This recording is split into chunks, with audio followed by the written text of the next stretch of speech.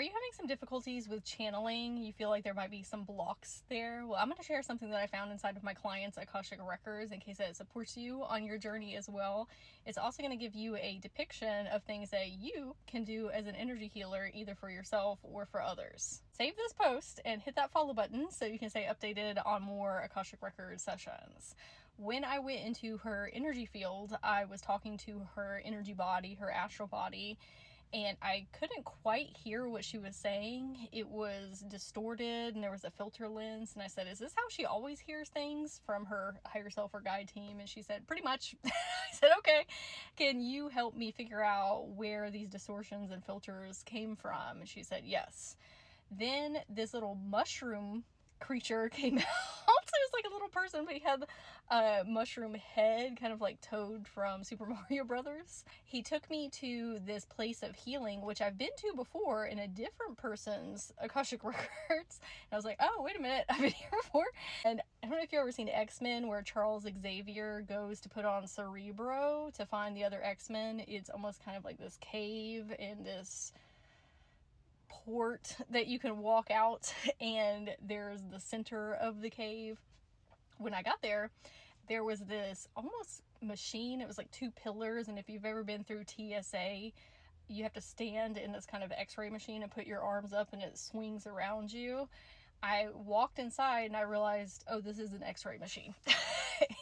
I was going to be doing a scan of my client's body, and when I did, I noticed that on her right hip, she had some blockages, crystalline energy in her meridian lines. Now, your meridian lines are the energetic pathways that connect the whole of your being, your organs, your brain, your skin, your chakras, everything about you. It's how your chi flows through your body.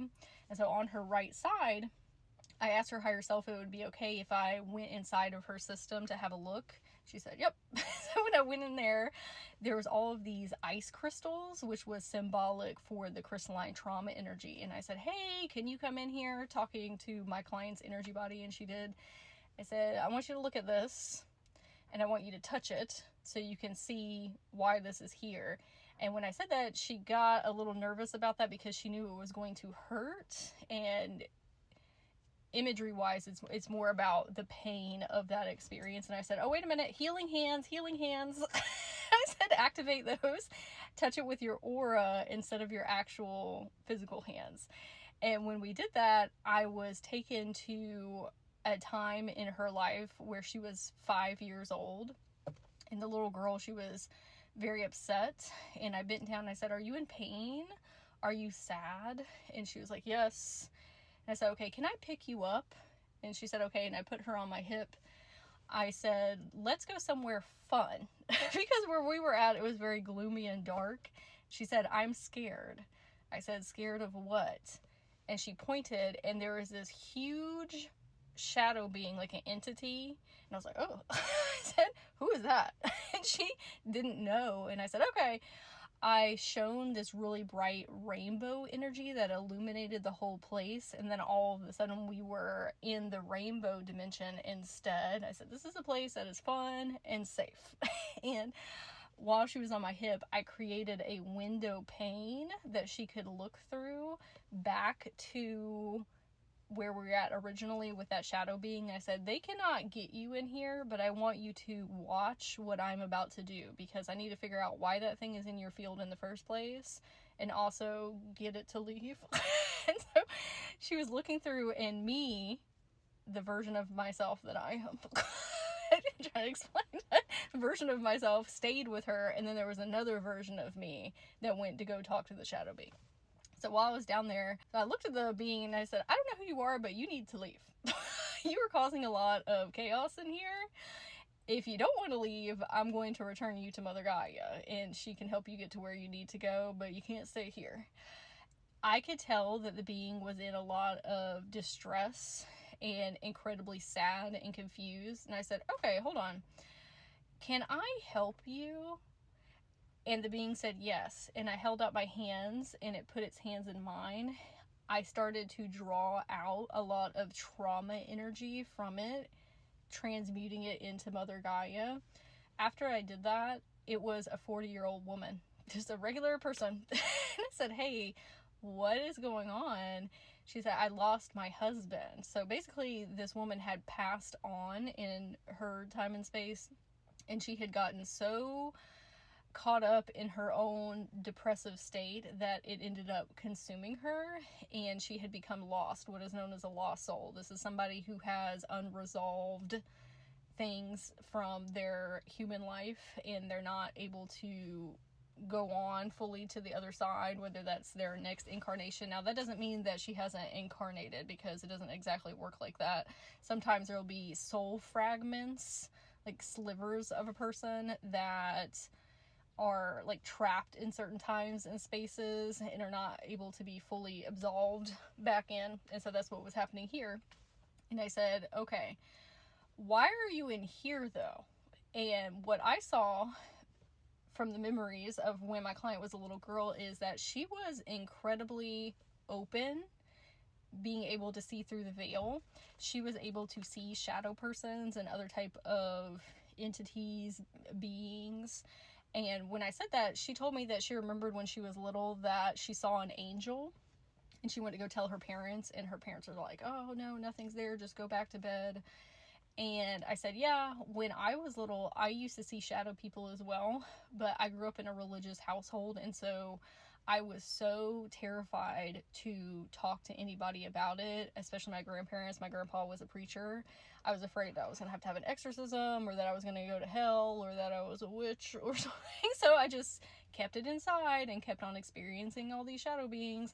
And then I eventually just shut all of my channeling abilities off because it was too scary.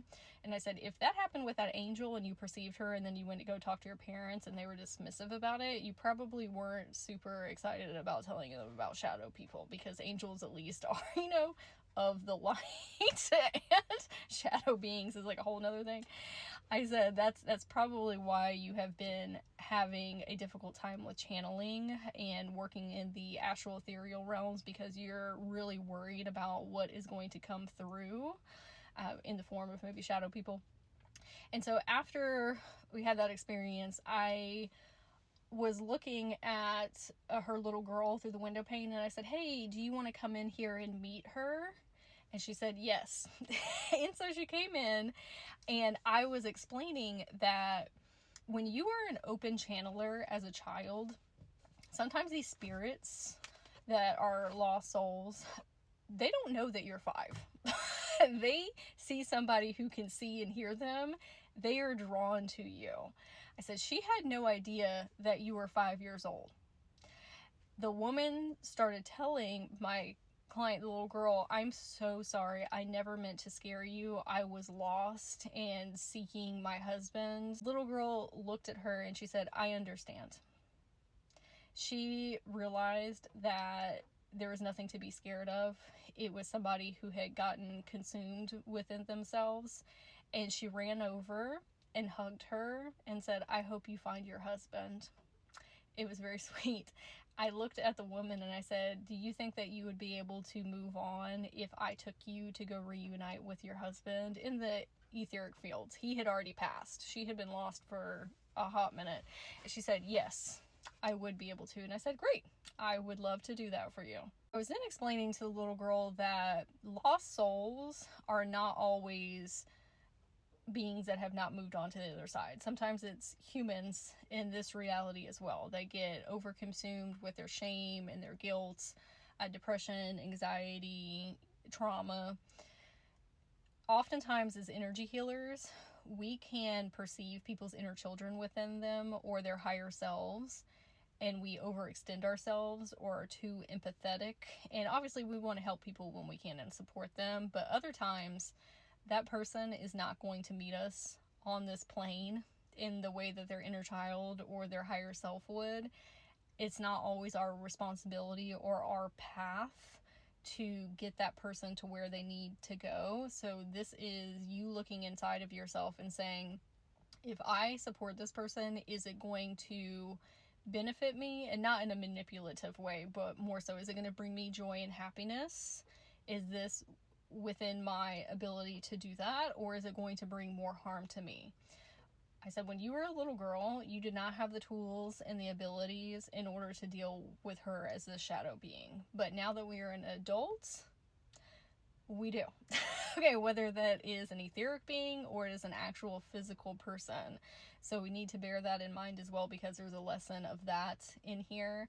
And when I was talking to my client on this plane, she had had some relationships in her life with her parents and, you know, partnerships and things of that nature, and had been experiencing some people-pleasing tendencies and not always looking at red flags within other people. And I said, that's where this lesson comes in of, is this relationship or me supporting this person going to benefit both of us, or is it going to be detrimental to myself? If that's the case, then we need to move on to different places and spaces in our life. Then I told the little girl, I want to give you something. If you've seen those little kaleidoscopes that kids can look through, they're all different colors. So I want you to wear this around your neck. And when you come across something that you're not sure what it is, like said shadow person, you can look through this and you will be able to tell what it is underneath all of the shadow aspects. Or if you should be in this energy field, or if you should not. Now, you are a sovereign being. There is nothing that can touch or harm you if you say no. Okay, and an example of this is that shadow person never hurt her. It scared her. But she never tried to attack her or get anything from her. It literally had just come into her field, and there was a snapshot memory that had been created and then carried with her throughout adulthood, and it was making it difficult for her to perceive, channeling wise, other beings, even if they're beings of the light, unicorns, dragons, fairies. We want to connect with those things, but then on the other side of that, it's like, oh, what else could come through? So I said, this is a reminder for you that you are always empowered to ask something to leave your field. You can call in Mother Gaia if you want, or however you want to do that, but that's within your power to do so. But this kaleidoscope will help you. Now, the funny thing is, when I was talking to my client here, she said, oh my gosh, I had a Reiki session a while ago. I was explaining to the practitioner that on my left side, there was so much energy that was coming out of it. And I said, oh, well, that was probably overcompensating for the right side of your hip because it was blocked up. And she was like, oh. She had also gone to a kaleidoscope store a couple days before her and I had the session with one another. I said, yeah, that was your higher self that told me to give the little girl the kaleidoscope. I always give inner children gifts of some sort that's going to be beneficial for them moving forward, to help them or remind them of their sovereignty and their power. But it's always something that your higher self is telling me to give to them. So because those kaleidoscopes made your inner child so happy when you were there at the store, of course, that's what was chosen for her. And so I wanted to share this for multitudes of points. Okay, sometimes these shadow beings are not what we think that they are. They're not always scary. Sometimes it's somebody that's been consumed within something or not quite moved on to the other side. You can astral project yourself into people's energy fields and see where there are blockages in their chakras or their meridian lines. You can go in and find the original pain points within other people. For this example, it was a little girl from when she was 5 years old. You can work with Mother Gaia to help return these spirits to where they need to go. There's so many different tools and resources that we have available to us when we are open to receiving them, but also facing things that seemingly seem scary at the beginning, but when you know you have sovereignty within yourself, you can have a completely different experience. Like for me, when I saw that shadow being, I was like, you don't need to be in here. But instead of being forceful with them, I said, can I support you? Can I help you? And then I was able to unravel all of that around her and then help reunite her with her husband. So I would love to hear in the comments if this resonated with you, if you have any questions, and I hope you have a super magical day.